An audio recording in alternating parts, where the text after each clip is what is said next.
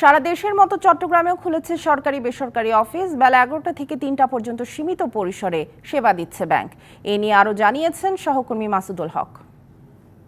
রয়েছে আমি একটি ব্যাংকে, অর্থাৎ এটি একটি কৃষি ব্যাংক, এবং এখানে সকাল থেকে অর্থাৎ 11টার পর থেকে খোলার পরে কিন্তু সাধারণ মানুষ এই ব্যাংকে এসে তারা টাকা জমা দিচ্ছেন, অনেকে টাকা উত্তোলন করছেন। দীর্ঘ 5 দিন পর ব্যাংক খোলায় স্বস্তিতে সাধারণ মানুষ, এবং তারা বলছেন যে গত কয়েকদিন ব্যাংক বন্ধ থাকায় অনেকে টাকা উত্তোলন করতে পারেনি, অনেকে তাদের জরুরি গ্যাস বিল বা বিদ্যুৎ বিল তারা দিতে পারেনি।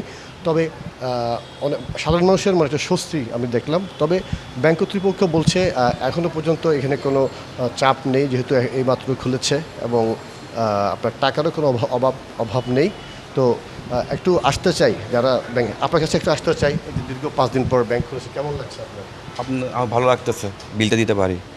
আমার ওখানে প্ল্যান্টি আসছে 20 টাকা ফাইনান্সে আর কি।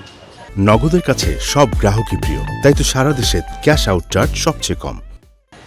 তো এটা তো আমরা তো বিল দিতে আসছি, কিন্তু বিল দিতে পারি নাই।